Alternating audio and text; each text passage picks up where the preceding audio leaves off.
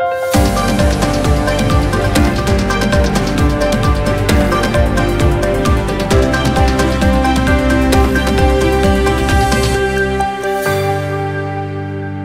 मी अनुष्का. शंखनाद न्यूज चॅनलच्या मराठी बातमीपत्रात आपल्या सर्वांचं परत एकदा स्वागत करते. बघूया आजच्या काही मराठी ठळक बातम्या. माझ्या भोकर विधानसभा सदस्यांचा राजीनामा आज विधानसभा अध्यक्षांकडे दिला आहे. यासोबतच काँग्रेस सदस्यांचा देखील राजीनामा दिला आहे. काँग्रेसमध्ये होतो तेव्हा प्रामाणिकपणे काम केले. पुढे देखील राजकीय भूमिका 2 दिवसात स्पष्ट करेल. भाजपात जाण्याचा अद्यापही कुठलाही निर्णय घेतलेला नाही, असे प्रतिपादन माजी मुख्यमंत्री काँग्रेसला रामराम ठोकणारे अशोक चव्हाण यांनी केले. आज सकाळपासून त्यांच्या व इतर काँग्रेस आमदारांच्या राजीनाम्याची व भाजपात प्रवेशाच्या चर्चेने राजकीय वातावरण तापले आहे. चव्हाण म्हणाले, पक्ष सोडायला कारण असलेच पाहिजे असं नाही, असं मला वाटतं. वेगळा पर्याय हवा होता म्हणून राजीनामा दिला. यासोबतच मी काँग्रेस आमदारांबरोबर गोष्टी केल्या नाही. माझा तसा हेतू नाही. हा माझा वैयक्तिक निर्णय आहे. कोणत्याही पक्षाशी चर्चा केलेली नाही. राज्याचा मुख्यमंत्री असताना कोणत्याही आमदाराशी मतभेद केला नाही. पक्षाने मला मोठं केलं. मी सुद्धा पक्षासाठी खूप काही केलं, असेही अशोक चव्हाण यांनी माध्यमांशी बोलताना स्पष्ट केले. शंखनाद न्यूजसाठी ब्युरो रिपोर्ट. यापुढची राजकीय दिशा मी 1-2 दिवसांमध्ये निर्णय घेईल. अद्याप मी ठरवलं नाही. मला काय अवधी लागेल. 2 दिवसामध्ये मी माझी राजकीय भूमिका पुढची काय असेल याबद्दल निवेदन निश्चित. भाजपची कार्यप्रणाली मला अद्याप माहीत नाही. भाजपमध्ये जाण्याचा अद्यापही मी कुठलाही निर्णय अद्याप घेतलेला नाही. आणि मी तुम्हाला सांगितल्याप्रमाणे 2 दिवसामध्ये मी राजकीय भूमिका माझी स्पष्ट करेन. प्रत्येक गोष्टीला कारण असलंच पाहिजे असं काही नाही. मी अनेक वर्षापासून, पहिल्यापासून आज म्हणजे माझ्या जन्मापासून ते आज तगायतपर्यंत मी काँग्रेसचं काम केलेलं आहे. मला वाटतं की आता मला अन्य पर्याय पाहिले पाहिजे असं मला वाटलं आणि म्हणून मी काँग्रेस पक्षाचा राजीनामा दिलेला आहे. करायची नाही, कोणाची उणीधुणी मला काढायची नाही. ती माझी स्वभावाचा भाग नाही. मी सांगितलं मी अनेक वर्ष काम केलेलं आहे आणि मला वाटतं की काही आता वेगळा पर्यायाचा विचार केला पाहिजे, एवढीच माझी भूमिका. अशोक चव्हाण यांचा राजीनामा धक्कादायक आहे. त्यांनी अचानक हा निर्णय का घेतला याची मला कल्पना नाही. त्यांची माझ्याशी चर्चा देखील झाली नाही. मी 2007 पासून त्यांच्यासोबत काम केले. कदाचित म्हणून चर्चा होत चालली आहे की ते गेले म्हणून विजय वडेट्टीवार देखील पक्ष सोडून जातील, पण यात तथ्य नाही, असे मत विजय वडेट्टीवार यांनी व्यक्त केले. शंखनाद न्यूजसाठी ब्युरो रिपोर्ट. राजीनामा धक्कादायक आहे. अचानक का निर्णय घेतला याच्यामागचं कारण अजूनही स्पष्ट नाही. त्यांनी काही कोणाशी चर्चा केली तर मला माहिती आहे. माझ्याशी चर्चा तशी कुठली झाली नाही. म्हणजे त्यांच्याबरोबर मी गेले 2007 पासून आज 16 वर्ष झालेत त्यांच्याबरोबर मी काम करतोय. त्यांच्या मंत्रिमंडळामध्ये मी काम केलेलं आहे. एक नाही 2-2दा काम केलेलं आहे राज्यमंत्री म्हणून. आणि माझे त्यांच्याशी फार सलोख्याचे संबंध होते आणि कदाचित त्यामुळेच अनेक वावड्या उठल्यात की ते गेले की वडेट्टीवार जातील त्यांना जोडून. यामध्ये काही तथ्य नाही. मी आता मतदारसंघामध्ये फिरतो आहे. त्यांच्या जाण्याचं कारण ते स्पष्ट करू शकतील, पण मधामध्ये मात्र अनेक चौकशीचा फेरा त्यांच्या मागे लागल्याची माहिती आमच्याकडे येत होती, पण त्यात पुढे काही विषय स्पष्टपणे आले नाही. त्यामुळे तर चौकशी नेमकी काय होती हे काही कळलं नाही. आणि आजचा हा धक्कादायकच निर्णय आहे. पण मी एक सांगतो आपल्याला की ज्या पद्धतीने हे पक्ष फोडण्याचं काम, माणसं नेते पळवण्याचं काम भाजपा करते आहे, तर मला वाटतं की मतदान रूपी राजा, मतदान देणारा मतदार राजा जो आहे तो अशा फाडाफोडीच्या राजकारणाला विटलेला आहे, वैतागला आहे. आणि तो येणाऱ्या निवडणुकीमध्ये अशा प्रवृत्तींना नक्की धडा शिकवेल हा मला विश्वास आहे. नाही, वेगळ्या मराठ्यांना आरक्षण देण्यात कुणाचाही विरोध नाही. 50% त्यांना नको, ओबीसीच्या वाट्यातून नको, ही भूमिका आमची स्पष्ट आहे. जर जरांगेंना काहीतरी बोलत असतील, ते म्हणतील की आता मधामध्ये सगळे सोयरेचा निकाल त्यांनी ते JR काढला किंवा ऑर्डिनन्स काढला. आता ते 26 पासून होणाऱ्या अधिवेशनामध्ये हा कदाचित बिल येऊ शकतो. त्याच्यावर आमचं लक्ष आहे. त्या बिलामध्ये काय प्रावधान केलंय आता नक्की सांगता येत नाही. पण सगळी सोयऱ्यामुळे मात्र काही शिल्लक राहणार नाही. ओबीसीचं प्रचंड नुकसान होईल.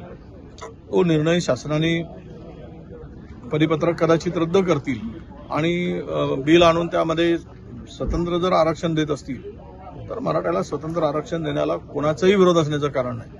पण ओबीसीच्या वाट्यातून जर देणार असाल आणि ओबीसीच्या आरक्षणाला धक्का लावणार नाही म्हणून धक्का लावणार असाल तर मात्र आम्हाला आमची भूमिका त्याला स्पष्टपणे विरोध करण्याची आहे आणि ते आम्ही विरोध करू. कापसाला भाव नाही 2 वर्षापूर्वी 3,500 पर्यंत भाव गेले होते. आज हमी भावापेक्षा कमी दराने कापूस खरेदी केला जात आहे. कापूस खरेदी केंद्र सुरू होण्याची हालचाल दिसत नाही.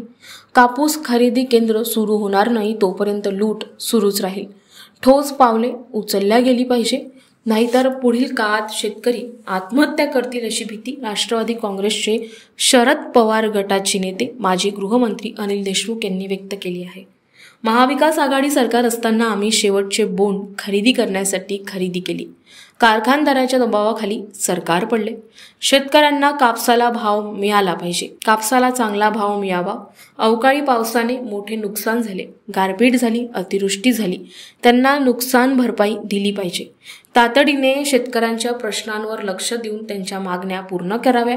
या दरम्यान अशोक चव्हाण यांचा राजीनामा व भाजपमध्ये प्रवेश या संदर्भात बोलताना देशमुख यांनी म्हटलं की जर तरवर बोलून काही फायदा नाही. चव्हाण काँग्रेसचे ज्येष्ठ नेते आहे. या बातम्यांवर बोलण्यात तथ्य नाही. चर्चा होणे आणि राजीनामा देणे यात फरक आहे. मला खात्री आहे ते सोडून जाणार नाही, अफवा आहे असा दावा देखील त्यांनी केला. शंखनाथ न्यूजसाठी ब्युरो रिपोर्ट. की ज्या पद्धतीनं आज सरकारच्या माध्यमातून कापसाला भाव देण्यात येत आहे, आज कापसाला भाव नाही. 6,200 6,300चा भाव आज कापसाला सरकार देत आहे. आपल्याला आठवत असेल 2 वर्षापूर्वी जेव्हा आमचं सरकार होतं त्यावेळेस 12,500 13,000 13,500 पर्यंत कापसाचे भाव दिले होते. आज कापसाचे भाव 50% आलेले आहे. मोठ्या प्रमाणात कापूस विदर्भ, मराठवाडा आणि अन्य भागामध्ये महाराष्ट्रामध्ये होतो, पण या सरकारचं कापसाच्या भावाकडे लक्ष नाही. या ठिकाणी जो कापसाचा हमी भाव आहे त्याच्या कमी भावामध्ये व्यापारी खरेदी करतायत. देवेंद्र फडणवीस यांना काल परवा 2 दिवसापूर्वी काही शेतकऱ्यांनी कापसाच्या बाबतीत प्रश्न विचारला, तर त्यावेळेस देवेंद्र फडणवीस यांनी सांगितलं की आम्ही लवकरात लवकर कापूस खरेदी केंद्र चालू करू.